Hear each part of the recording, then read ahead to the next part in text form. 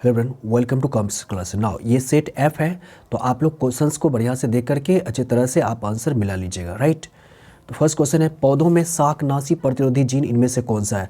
ज़्यादातर स्टूडेंट ने बीटी मार के चला आया, बैसिलस थ्यूरिंजिएंसिस, जो कि इसका ये राइट आंसर नहीं है। इसका राइट आंसर डी है, जीएसटी। क्वेश्चन है यहाँ पर शाकनाशी प्रतिरोधी जीन। अभी शाकनाशी प्रतिरोधी जीन क्या हुआ, जैसे मान लीजिए मेन पौधा है, जैसे मान लीजिए गेहूँ है। अब गेहूं के खेत में क्या हो गया कि कुछ छोटे छोटे खरपतवार आ गए। अब ये खरपतवार क्या करेगा, पोषक तत्व इससे रिटर्न कर लेगा, इधर खींच लेगा, तो इसको हानि हो सकता है। तो इसी को रोकने के लिए, अनावश्यक छोटे छोटे पौधे को रोकने के लिए होता है हर्बिसाइड जीन यूज किया जाता है, जो कि जीएसटी है। जबकि जैव नियंत्रक कारक के रूप में रहता, तब वहाँ पर है बीटी यूज करते हैं। यानी बीटी जो जीन यूज किया जाता है वह जीव को नियंत्रण करने में, जो अनावश्यक कीट पतंग है उसको रोकने में, कीट पतंगों को रोकने में।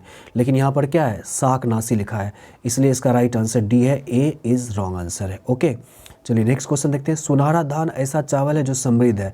गोल्डन राइस से क्वेश्चन बार बार पूछा जाता है, बहुत सारे स्टूडेंट्स ने डी दिया था। इसका राइट आंसर बी है, बीटा कैरोटीन पाया जाता है सुनहरा चावल में, गोल्डन राइस में, और इस कारण इसमें विटामिन ए रहता है। अगर विटामिन पूछता तब ए देते, बी बीटा कैरोटीन पाया जाता है।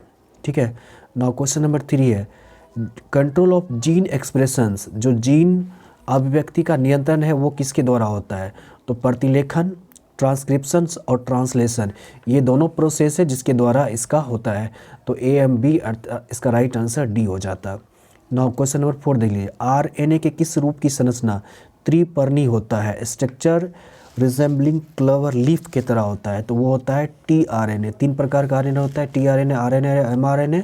तो इसमें जो टीआरएनए है वो होता है क्लोवर लीफ की तरह होता है। क्वेश्चन नंबर 5, केंद्रक प्रतिरोपण तकनीक की खोज किसके द्वारा की गई। न्यूक्लियर ट्रांसप्लांटेशन टेक्निक डिस्कवर किया गया था, यह ब्रिक्स के द्वारा किया गया था। राइट आंसर इसका सी इज राइट आंसर था।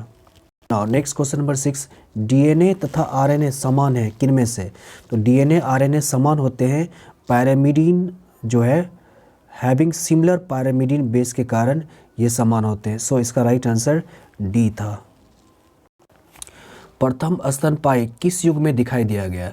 तो ये जो युग थे, ये थे ट्राइएसिक युग में प्रथम स्तनपायी जीव दिखाए गए। क्वेश्चन नंबर 8 था, सैटेलाइट डीएनए एक उपयोगी साधन है इनमें से किसका। तो ये है फोरेंसिक विज्ञान का, फोरेंसिक साइंस का। सैटेलाइट डीएनए यूजफुल टूल्स होता है फोरेंसिक साइंस का। क्वेश्चन नंबर 9, विभिन्न अर्धसूत्री विभाजन के दौरान उजागर होती है इनमें से कौन। तो जो वेरिएशन अपीयर होता है ड्यूरिंग मियोसिस, ये 2 कारण होता है, क्रॉसिंग ओवर और इंडिपेंडेंट असॉर्टमेंट, दोनों कारण होता है। सो इसका राइट आंसर डी है, ए एंड बी। मानस अभ्यारण्य पूछा हुआ था, तो मानस अभ्यारण्य जो है ये असम में है, तो राइट आंसर ए हो जाएगा। क्वेश्चन नंबर 11 था, इनमें से कौन सा प्रतिबंधन एंजाइम नहीं है। नोट रेस्ट्रिक्शन एंजाइम, तो पैक्टिनेज जो है प्रतिबंधन एंजाइम नहीं है, जबकि ये बी और सी ये तीनों प्रतिबंधन एंजाइम है, इसमें नहीं पूछा गया था। सो डी इज राइट आंसर है। आनुवांशिकता संशोधित फसल का उत्पादन किया जाता है किस प्रोसेस द्वारा। तो ये होता है माइक्रो प्रोपेगेशन होता है, जिसको हिंदी में बोलते हैं सूक्ष्म प्रजनन। सो इसका राइट आंसर ए था, 12 का ए। प्याज में प्रवर्धन होता है, देखिए बहुत सारे स्टूडेंट्स इसको गलती कर दिया। प्याज में जो प्रवर्धन होता है, जो प्रवर्ध निकलता है उसको बल्ब कहा जाता है। आलू में कंद, अदरक में प्रकंद होता है, और बांस में भी प्रकंद होता है, लेकिन यहाँ प्याज पूछा हुआ था। सो इसका राइट आंसर डी हो जाता है, बल्ब द्वारा होता है। हीमोकोरियल अपरा, हीमोकोरियल प्लेसेंटा किस में होता है। तो मानव में होता है, 14 का सी इज राइट आंसर था। क्वेश्चन नंबर 15, भू जैव रासायनिक चक्र का अर्थ होता है, इसका अर्थ होता है पारितंत्र में पोषक तत्वों का चक्रण, सी इज राइट आंसर है, यानी cycling of nutrients in an ecosystem. निम्नलिखित में से कौन सा अकार्बनिक पदार्थ का उपयोग करता है। अकार्बनिक पदार्थ का उपयोग स्वपोषी करता है, ऑटोट्रॉप्स करता है, ए इज राइट आंसर है। ऑटोट्रॉप्स यानी पेड़ पौधे कार्बनिक पदार्थों को अपना फोटोसिंथेसिस के द्वारा किस बदल देता है, अकार्बनिक पदार्थों को कार्बनिक पदार्थ बदल जाता है, ग्लूकोज बना देता है, C6H12O6 आप जानते होंगे। सो 16 का ए इज राइट आंसर हो जाएगा। लाइकेन किन के क्रम में अग्रणी, lichen is pioneer in succession of. तो ये है शैल क्रमक, लिथोसियर, 17 का B is right answer. Question number 18 था, इनमें से कौन सा उत्पादक नहीं है, नॉट ए प्रोड्यूसर। तो देखिए एगरीज जो है ना ये कवक है, ये जो ए लिखा हुआ है यह कवक, और कवक क्या होता है, परपोषी होता है, उत्पादक नहीं होता है। बाकी नॉस्टॉक हो गया, स्पैरोगैरा हो गया और बॉलवॉक्स, ये सभी के सभी शैवाल है, और ये सभी के सभी शैवाल स्वपोषी हैं यानी उत्पादक हैं। एगरिकस कवक है, सो 18 का ए इज राइट आंसर होता है। क्वेश्चन नंबर 19 था, आनुवांशिकता अभियांत्रिकी में प्रतिजैवकों को प्रयुक्त किया जाता है किस रूप में? In genetic engineering the antibiotics are used as selectable markers के रूप में यूज किया जाता है। कुछ इसका बी इज राइट आंसर, चयन योग्य वर्णक के रूप में किया जाता है जेनेटिक इंजीनियरिंग में एंटीबायोटिक्स का। ठीक है। नाउ क्वेश्चन नंबर 20, एगारेज जेल पर अलग किए गए डीएनए के टुकड़ों को किसके रंगने के बाद देखा जा सकता है? तो यह है यौगिक ethidium bromide, B is right answer हो जाएगा। इथिडियम ब्रोमाइड रंगने के बाद देखा जा सकता है। समयुग्मक पाए जाते हैं, क्लोडोफोरा में समयुग्मक पाए जाते हैं। समयुग्मक का मतलब है कि नर युग्मक और मादा युग्मक दोनों सेम होता है, आप दोनों देख करके आप विभेदित नहीं कर सकते कि नर है कि मादा है। सो इसका राइट आंसर डी है, क्लोडोफोरा में होता है, समयुग्मक पाया जाता है। नाउ नेक्स्ट क्वेश्चन नंबर 22, पार्थोजेनेसिस शब्द किसके द्वारा दिया गया था? ये ओवेन के द्वारा दिया गया था पार्थोजेनेसिस, 22 का B is right answer.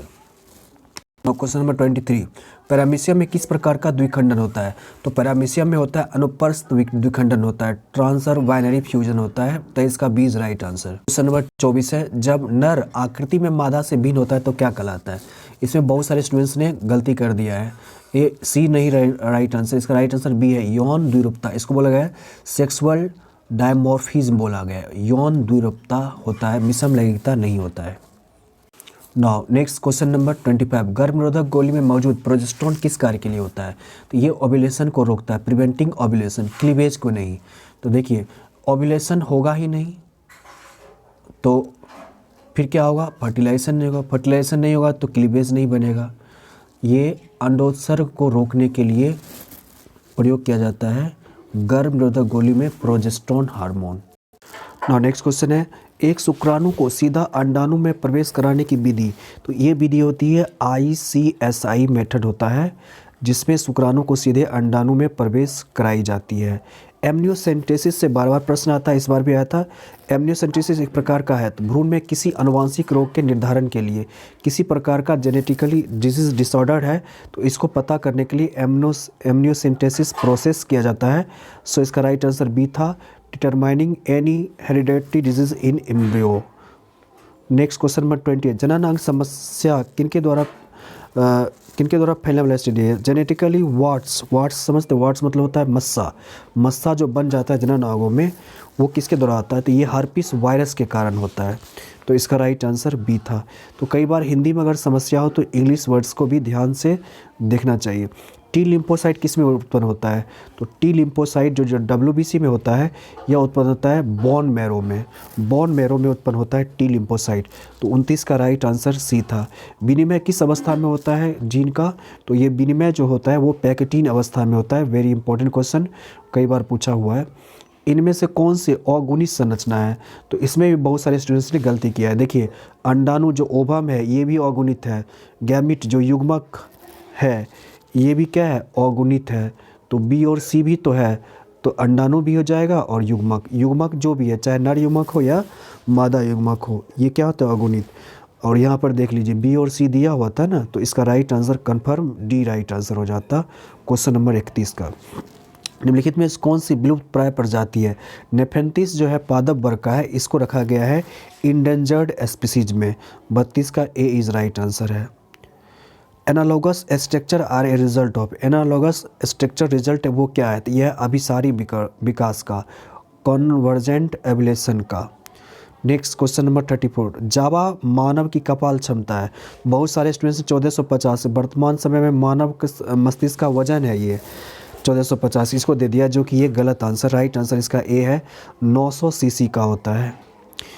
Allopathy किसके स्राव के कारण होता है? बहुत सारे स्टूडेंट्स ने भी इसकी गलत आंसर विटामिन से दिया, विटामिन गलत आंसर है। इसका राइट आंसर हो जाएगा टॉक्सिन के कारण होता है, विष के कारण होता है एलोपैथिक स्राव।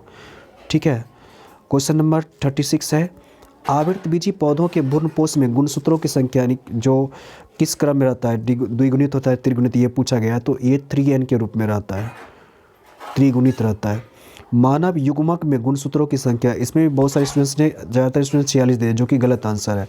मानव युग्मक पूछा जा रहा है, इसमें अगुणित होता है, तो अगुणित में 23 इज राइट आंसर हो जाएगा। नीलहरित शैवाल किस खेती के लिए उपयोग किए जाने वाला उर्वरक है? ये है चावल के लिए उपयोग किया जाने वाला है। 28 का सी इज राइट। कॉपर टी किसे रोकता है? कॉपर टी जो है ये फर्टिलाइजेशन को रोकता है, निषेचन को रोकता है। 39 का बी इज राइट आंसर था। कुछ प्रश्न और शेष रह गया, टोटल 70 था, तो उधर 31 प्रश्न बच गया। नेक्स्ट वीडियो में इसको अपलोड करेंगे, ठीक है।